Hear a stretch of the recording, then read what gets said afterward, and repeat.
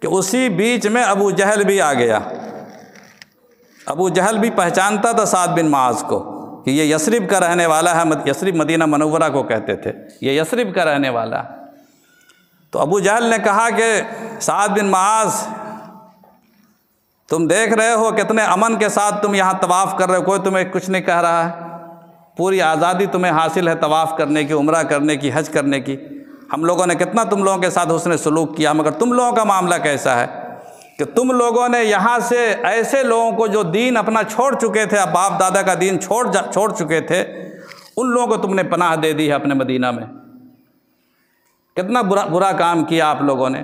ہم لوگ آپ کے ساتھ اچھا معاملہ کرتے ہیں، آپ کو طواف کرنے دیتے ہیں، عمرہ کرنے دیتے ہیں، اور آپ ہمارے دشمنوں کو پناہ دیتے ہیں مدینہ میں۔ تو حضرت سعد بن معاذ نے اس کا کوئی جواب نہیں دیا۔ اس کے بعد پھر کچھ اور بات بھی کہی تو سعد بن معاذ کو پھر جلال آ گیا۔ حضور صلی اللہ علیہ وسلم کی شان میں کچھ ایسی بات کہی تو جلال آ گیا، غصہ آ گیا۔ حضرت سعد بن معاذ نے کہا کہ احسان مت رکھو مجھ پر۔ سعد بن معاذ نے کہا ہم بھی وہ طاقت رکھتے ہیں، ابو جہل تیز آواز میں مت بولو، ہم بھی وہ طاقت رکھتے ہیں کہ جب تم شام جاؤ گے راستہ تمہارا بند کر دیں گے، ساری تمہاری جتنی سرداری ہے سب ختم ہو جائے گی۔ بارہ یہ بات ختم ہو گئی۔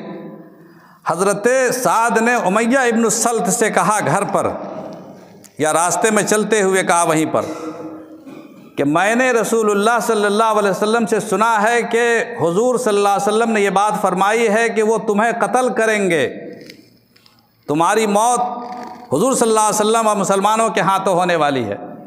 اور یہ ابو جہل وغیرہ بھی اس میں شامل ہے، چونکہ حضور نے بدر کے میدان میں بدر کے جنگ سے پہلے بتا دیا تھا کہ یہاں پر فلانا گرے گا، یہاں پر فلانے کی موت ہوگی، یہاں پر فلانے کی موت، ساری چیزیں آپ نے نام بنام بتا دیا تھا آپ نے۔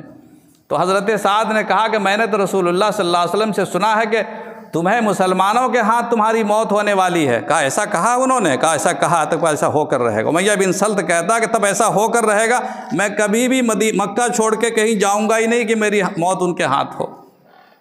مکہ چھوڑ کے جانا ہی نہیں، ارادہ کر لیا اس نے۔ گھر میں آ کے بیوی سے کہا تو بیوی نے بھی کہا کہ جو انہوں نے کہا ہے وہ ہو کر رہے گا، کبھی مکہ چھوڑ کے مت جانا۔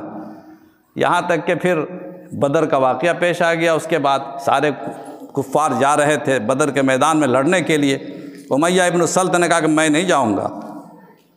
ان کی بیوی نے بھی کہا تم مت جاؤ، تمہاری موت حضور صلی اللہ علیہ وسلم نے کہا کہ تم ان کے ہاتھ ہوگی، تم جانا ہی نہیں یہاں سے۔ یعنی اتنا یقین تھا اس شخص کو جو کافر تھا، مگر اللہ کے نبی نے جو کہہ دیا وہ کہہ دیا۔